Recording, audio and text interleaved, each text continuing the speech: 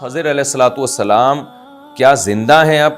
اس پر بھی شریعت میں کوئی دلیل موجود نہیں ہے۔ بعض لوگوں کا یہ عقیدہ ہے کہ بعض صوفیہ کرام ایسے گزرے ہیں جو بڑے اللہ والے بزرگ بھی تھے کہ ہم نے خضر علیہ السلام کو دیکھا ہے، فلاں مقام پہ دیکھا، فلاں مقام پہ دیکھا، تو اس لیے علماء کی ایک جماعت اس کی قائل ہے کہ اتنے سارے مشاہدات ہیں صوفیاء کرام کے کہ جنہوں نے اپنی آنکھوں سے خضر علیہ السلام کو دیکھا، تو یہ اس کی دلیل ہے کہ خضر علیہ الصلوۃ والسلام اب بھی زندہ ہیں اور اب بھی اس کائنات میں مختلف قسم کے تصرفات کر رہے ہوتے ہیں اللہ کے حکم پہ۔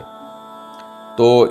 خوب سمجھ لیں کہ اس پہ شریعت میں کوئی دلیل ہمارے پاس موجود نہیں ہے۔ باقی یہ کہ صوفیہ کرام کے مشاہدے، تو صوفیہ کرام جو تھے نا، یہ عبادت کی کثرت کی وجہ سے بعض دفعہ ان کو پتہ نہیں کیا کیا نظر آتا تھا، تو یہ کوئی ان کا قول ہمارے لیے حجت نہیں ہے۔ اصل یہی ہے ہمارے پاس سوائے حضرت عیسیٰ علیہ الصلوۃ والسلام کی حیات کے قرآن و سنت سے کسی اور کی حیات کی ہمارے پاس کوئی دلیل نہیں ہے، اور یہ بات اجماع امت سے قرآن سے ثابت ہے کہ خضر علیہ الصلوۃ والسلام ایک انسان تھے، تو انسانوں کی عمریں اتنی لمبی نہیں ہوا کرتی، وہ اپنے ٹائم پہ وفات پا جاتے ہیں۔ تو غالب یہی ہے، یقینی چیز یہی ہے کہ خضر علیہ الصلوۃ والسلام کا بھی انتقال ہو گیا ہوگا۔ اگر کوئی کہتا ہے میں نے خضر علیہ الصلوۃ والسلام کو دیکھا ہے، تو اس میں ہمیں نہیں پتا کہ واقعی دیکھا ہے نہیں دیکھا، دماغی فطور بھی ہو سکتا ہے، کیونکہ بہت سارے، ابھی کل کسی نے کہا کہ کسی بزرگ کے بارے میں کہ وہ کہہ رہے ہیں میں نے نبی صلی اللہ علیہ وسلم کو جاگتی حالت میں دیکھا ہے، تو میں نے کہا بھائی ان بزرگ کو بیچاروں کو ہو سکتا ہے کوئی دماغ میں کوئی خیال آ گیا ہو، وہ سمجھ رہے ہوں کہ میں نے حقیقت میں دیکھا ہے۔ وجہ اس کی ہے کہ جاگتی حالت میں دیکھنے کا مطلب کیا سید الانبیاء قبر سے آئیں گے ان کو زیارت کروانے کے لیے؟ جاگتی حالت کا مطلب تو سچی مچی کا دیکھنا ہو گیا نا، تو پاسبل نہیں ہے، یا تو ان کو قبر میں بھیجا جائے گا یا سید الانبیاء کو قبر سے آئیں گے، تو یہ ظاہر ہے یہ نہیں ہو سکتا کہ آپ کے لیے اب نبی صلی اللہ علیہ وسلم قبر مبارک سے تشریف لے کر آئیں، یہ تو ایک قسم کی توہین ہے۔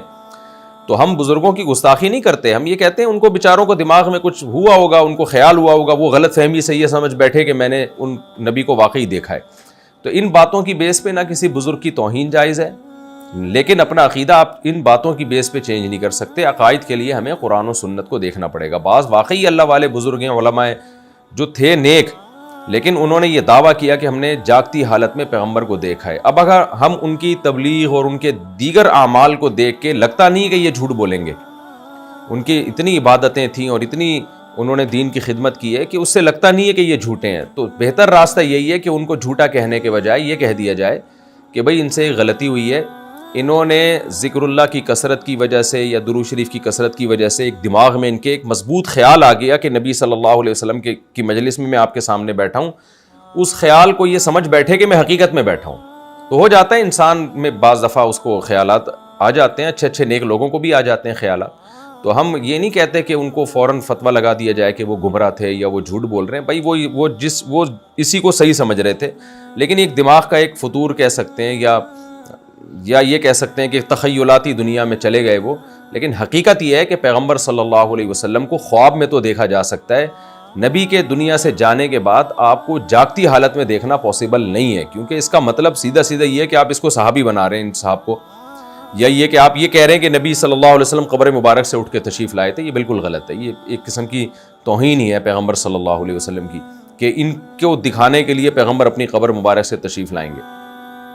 تو اس لیے جو صحیح عقیدہ ہے وہ یہی ہے کہ نبی صلی اللہ علیہ وسلم کو خواب میں دیکھا جا سکتا ہے، جاگتی حالت میں دیکھا نہیں جا سکتا، اور کوئی واقعی اللہ والا ہو، عالم ہو، بزرگ ہو، وہ یہ دعویٰ کرے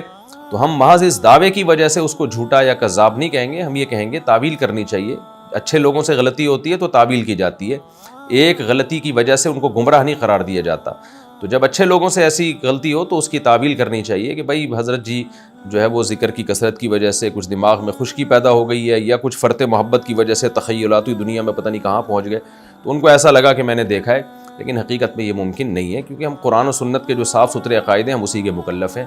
ہم کسی کے مراقبے اور محاسبے اور یہ اس طرح کی تخیلاتی دنیا کی وجہ سے اپنے عقیدوں کو چینج نہیں کر سکتے، تو یہ بات بھی خوب سمجھ لیں۔ تو اسی طرح خضر علیہ الصلوۃ والسلام کے بارے میں جو کہا جاتا ہے کہ فلاں بزرگ نے ان کو فلاں جگہ دیکھا، تو ہم ان بزرگوں کی توہین نہیں کر سکتے، وہ بہت سے ایسے اللہ والے بزرگ ہیں، آپ ان کی تصنیفیں دیکھیں، ان کی کتابیں دیکھیں، ان کی دین کی خدمتیں دیکھیں، تو لگتا ہے کہ یہ اللہ والے لوگ تھے، تو یہ جھوٹا دعویٰ نہیں کر سکتے۔ تو جب وہ دعویٰ کر رہے ہیں کہ ہم نے خضر علیہ السلام کو دیکھا ہے، تو ہم ان کے دعوے کی وجہ سے ایک یقینی چیز کا انکار بھی نہیں کریں گے۔ یقینی چیز کیا ہے کہ بھائی کسی انسان کی زندگی اتنی لمبی نہیں ہوتی، تو ہم اس کا انکار نہیں کر سکتے کسی کے دعوے کی وجہ سے۔ ہم یہی کہیں گے کہ خضر علیہ السلام بھی دوسرے انسانوں کی طرح دنیا سے چلے گئے ہیں، لیکن ہم ان بزرگ کی توہین کو بھی جائز نہیں سمجھتے. ہم کہیں گے ان حضرت کو خیال ہوگا اور کوئی تخیلات دنیا میں پہنچ گئے ہوں گے، کوئی ذکر کی کثرت کی وجہ سے ان کو لگا ہوگا کہ میں خضر علیہ السلام کو دیکھ رہا ہوں. تو ہو جاتا ہے انسان بعض دفعہ بیٹھے بیٹھے ایسی چیزیں اس کو نظر آ رہی ہوتی ہیں جو ہوتی نہیں ہے، اس کا اپنا ایک تخیل ہوتا ہے دماغ کا، تو ایسا ہو سکتا ہے. لیکن جو اس کی بیس پہ یہ یقین کر دینا کہ ہم نے واقعی خضر علیہ السلام زندہ ہیں،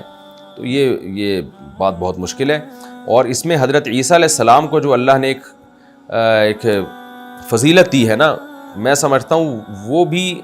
اس فضیلت میں بھی گویا کمی آ جائے گی. بعض دفعہ اللہ کسی پیغمبر کو کوئی ایسی فضیلت دیتے ہیں جو اس کے ساتھ خاص ہوتی ہے، اگر آپ اس میں کسی اور کو شریک کریں گے تو جس پیغمبر کی فضیلت تواتر کے ساتھ ثابت ہے وہ فضیلت میں کمی آئے گی. دیکھیں جیسے رسول اللہ صلی اللہ علیہ وسلم کو اللہ نے فضیلت دی کہ تمام پیغمبروں کا سردار بنایا، آپ صلی اللہ علیہ وسلم کے دنیا میں آنے کے بعد تمام شریعتیں منسوخ ہو گئیں. اب ہمارے نبی فخر کیا کرتے تھے کہ یہ تمام فضیلتیں اللہ نے صرف مجھے دی ہیں، تو یہ صرف کا لفظ بھی بہت بڑی فضیلت ہے. تو اسی طرح اللہ نے عیسیٰ ابن مریم کو زندہ رکھا ہے، تو یہ صرف سیدنا عیسیٰ علیہ الصلوۃ والسلام کی فضیلت ہے کہ آدم علیہ الصلوۃ والسلام سے لے کے سید الانبیاء صلی اللہ علیہ وسلم تک جتنے انبیاء آئے، تو اللہ نے ان میں زندگی کے اعتبار سے جو سب سے لمبی حیات دی ہے اور قرب قیامت کے لیے جس پیغمبر کی سلیکشن کی ہے وہ عیسیٰ ابن مریم علیہ الصلوۃ والسلام ہے. تو اس فضیلت میں حضرت عیسیٰ کے ساتھ کسی کو شریک کرنا، وہ اس میں گویا عیسیٰ علیہ السلام کی فضیلت میں کمی کرنے کے مترادف ہے. تو اس لیے میں یہ سمجھتا ہوں کہ خضر علیہ الصلوۃ والسلام کی حیات کے بارے میں جو بعض حضرات کا قول ہے وہ دلیل کے لحاظ سے کمزور ہے، اور عیسیٰ علیہ الصلوۃ والسلام کی فضیلت کو بھی ایک لحاظ سے کم کرنے کے مترادف ہے. تو جو فضیلت جس کے ساتھ خاص ہے اسی کے ساتھ اس کو خاص رکھنا چاہیے، اور وہ حضرت عیسیٰ علیہ الصلوۃ والسلام ہے.